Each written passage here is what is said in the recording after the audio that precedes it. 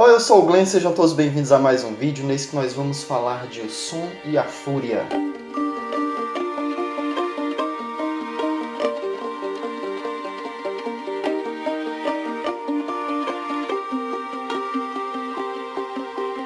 Galera, sabe, qualquer lista que você pegar dos melhores livros recomendados pela Academia de Letras de não sei da onde, vai estar lá O Som e a Fúria. 100 melhores livros do século XX, vai estar lá O Som e a Fúria. Se você pega os 100 livros recomendados pelo Le Monde da França, vai estar lá O Som e a Fúria. Se você pega os 100 melhores romances da língua inglesa, vai estar lá O Som e a Fúria.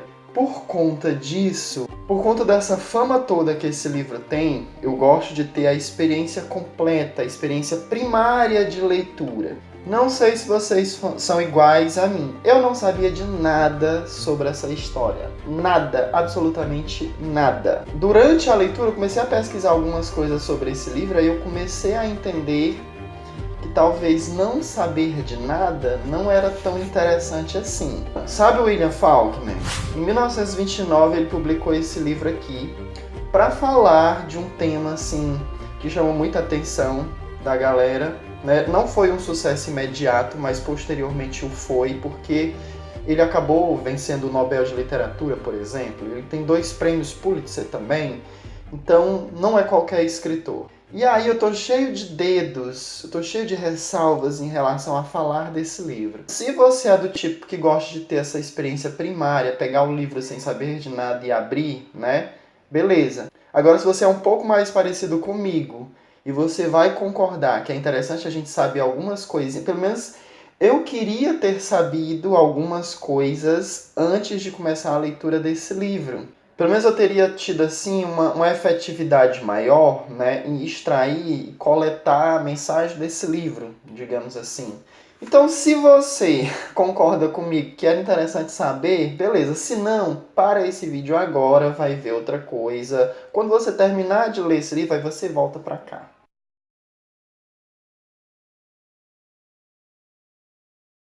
Porque quando eu fui ver depois quem era o William Faulkner, eu me deslumbrei com umas coisas interessantes. Veja só o que diz a Wikipédia, por exemplo. Foi um escritor norte-americano considerado um dos maiores romancistas do século XX.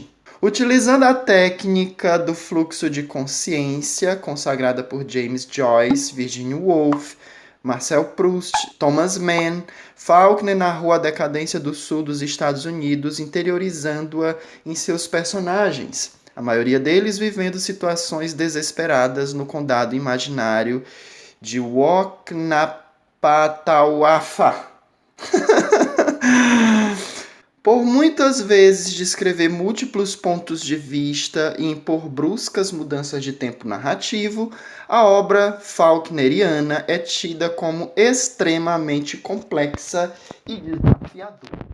Se me dizem que um livro é vencedor de vários prêmios, que o autor é vencedor de vários prêmios, né, geralmente são livros incríveis que causam esse arrebatamento quando a gente lê, essa impressão toda. Eu também fiquei igualmente arrebatado quando li esse livro. Mas daí dizer se eu gostei de ler, eu não sei. Eu estou até agora pensando. Porque ao mesmo tempo que sim, ao mesmo tempo que não sei. Mas vamos lá. Ele escreve esse livro aqui nesse tal de fluxo de consciência. E aí, conversando com um grupo de leitura lá da livraria, né, a gente entende a personalidade da gente, as lembranças, aquilo que constitui nossa personalidade, aquilo que nós somos. Quando o ser humano raciocina para tomar uma atitude, ou tomar uma decisão, ou fazer determinada coisa, aquilo que vai condicionar a personalidade dele, a gente não busca essas memórias de uma maneira linear. A gente busca seletivamente essas memórias que vão embasar tuas decisões, não é mais ou menos assim? Então, ele tentou trazer isso de uma forma escrita. Então, nós temos aqui 4 narradores diferentes, nós temos 4 capítulos. E essa edição, eu não sei se todas as edições, mas ainda apresenta uma coisa que dificulta. Tudo nesse livro serve para dificultar a vida da gente. Inclusive não ter sumário para eu saber precisamente as datas que dão nome aos capítulos. Mas o primeiro capítulo é 7 de abril de 1928. Nós temos aqui essa família que mora ali no sul dos Estados Unidos e tal. E essa família tem 4 irmãos, né? Tem a Cady, tem o Jason, tem o Quentin e tem o Benjamin.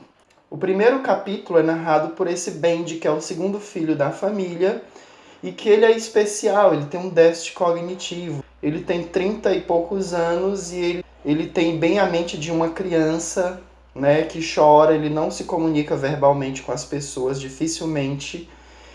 E quem narra esse primeiro capítulo é essa dita criatura. Então nós temos aí uma pessoa especial narrando, através de fluxo de consciência, esse capítulo. E aí ele traz todas essas memórias, tem horas que ele está falando de coisas que estão acontecendo agora, tem hora que ele está falando de coisas do passado. E aí você nem bem conheceu os personagens, nem bem sabe do que se trata a história, além dela ser narrada dessa forma de fluxo de consciência, nós temos esse tipo de personagem narrando. E aí você é uma sopa. Você tem uma sopa de memórias e de lembranças e de disposições situacionais narradas pelo Benji no dia 7 de abril de 1928. Beleza.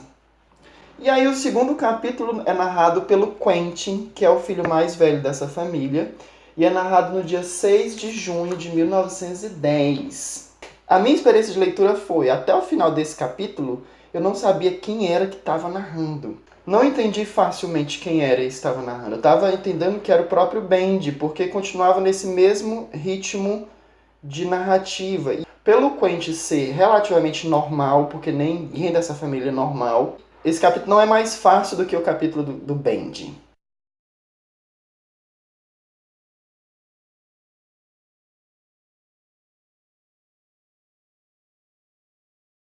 E aí, beleza, o terceiro capítulo é narrado pelo Jason, que é o filho mais novo. E o Jason narra a história um dia antes do capítulo narrado pelo Benji.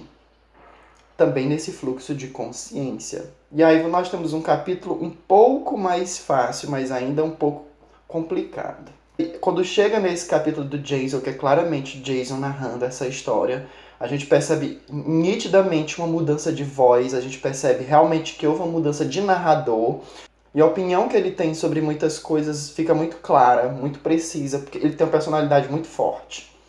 E aí o quarto capítulo, que é narrado um dia posterior ao capítulo narrado pelo Benji, nós temos um narrador onisciente, que vai dar um ufa para o leitor e vai explicar mais ou menos a partir desse terceiro dia como é que essas coisas se desenrolam. Se eu soubesse disso antes da leitura, teria facilitado minha vida, até porque o livro não apresenta sumário para te dizer isso.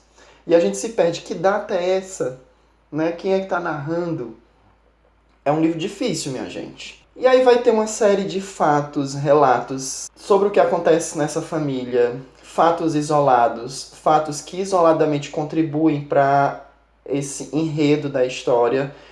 Na verdade, nós temos aqui uma história em quebra-cabeça. Nós temos várias peças para ser montadas. É um livro que induz o leitor a ficar catando essas peças. Você precisa anotar alguma coisa para poder construir essa história.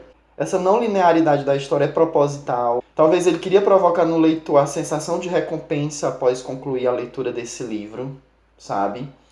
Por você ter conseguido entender o todo. Só que eu não consegui entender o todo dessa forma. E aí muita gente diz que vai conseguir entender bem depois quando lê o apêndice que tem no final desse livro, ou quando assistir o filme. Inclusive tem um filme aí recente na Netflix com o James Franco, mas muitas pessoas só vão entender essa história quando... Eu só entendi boa parte quando chegou nesse apêndice mesmo, ou quando eu fui pesquisar mais informações sobre a história, quando eu vi outros vídeos aqui no YouTube.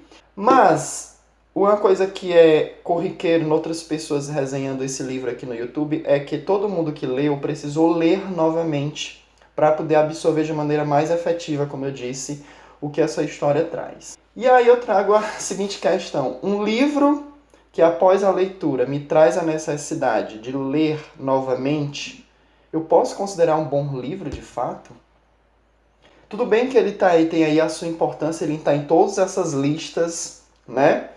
Esse livro não precisa da gente, a gente é que precisa dele. Ele já foi consagrado e tal, beleza. Mas ele me trouxe essa sensação de que eu fui incompetente enquanto leitor, enquanto eu li esse livro.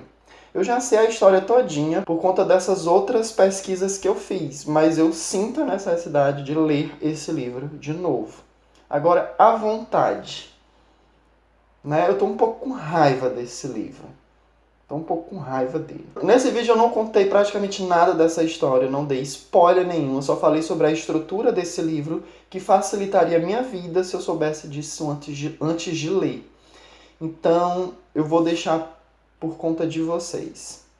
Leiam esse livro, depois vocês vêm comentar aqui, né, o que é que vocês acharam.